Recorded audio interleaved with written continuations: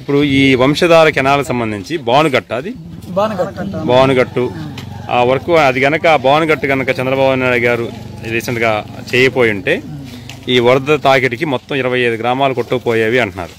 ఏంటి ఆ బానుగట్టు ఏంటి, ఆ వంశధార విషయం ఏంటి కొంచెం చెప్తారా?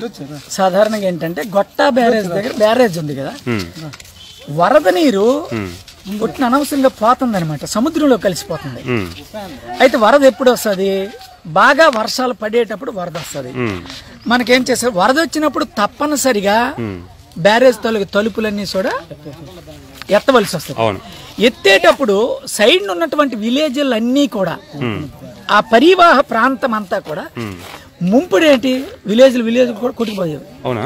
అవకాశం అలాంటి అవకాశమే ఇంతకుముందు ఇప్పుడు చాలా జరిగింది. అంతకుముందు ఏంటంటే 2000 ఇప్పుడు నదికి ఒడ్డున ఉన్నటువంటి విలేజెస్ ఉన్నాయి కానీ గ్రామాలు అవేం చేసింది, మనకి బ్యారేజ్ గాని బ్యారేజ్ ఎక్కువ ఈ ఫ్లడ్ అంతా వచ్చింది అనుకోండి, బ్యారేజ్ ఊరుకుంటదా?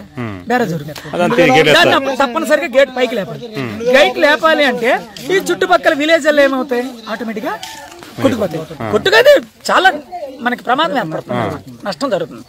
అందువలన బానుగట్టు పోసారు అనుకోండి, ఈ వాటర్ అంతా కూడా ఫ్రీగా సముద్రంలో కలిసిపోతుంది.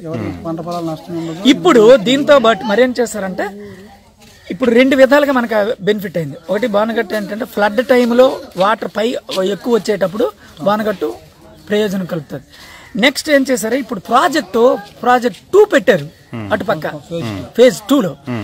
అదేంటంటే ఈ ఫ్లడ్ వాటరే దాంట్లోనికి పంపిస్తుంటారు, స్టోరేజ్ చేస్తున్నారు అన్నమాట దాంట్లో కొత్త రిజర్వాయర్. అప్పుడు ఏం చేశారంటే ఈ ఫ్లడ్ వాటర్ అంతా కూడా దానికి పంపిస్తున్నారు. పంపించిన తర్వాత మళ్ళీ అది కట్టేస్తున్నారు. అది ఎప్పుడు మనకు ఉపయోగం, సమ్మర్ లో అది మళ్ళీ క్లోజ్ చేస్తే రెండో పంట చక్కగా పట్టుకోవడం మొదలు పెట్టారు.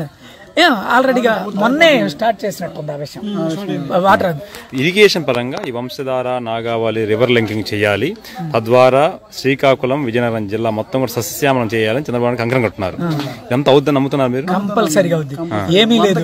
ఇక్కడ ఏంటంటే ఈ బ్యారేజ్ ఫేజ్ 2 అనేది ఉంది, ఇది అయితే మాత్రం సంవత్సరానికి 2 పంటలు లేదంటే 3 పంటలు.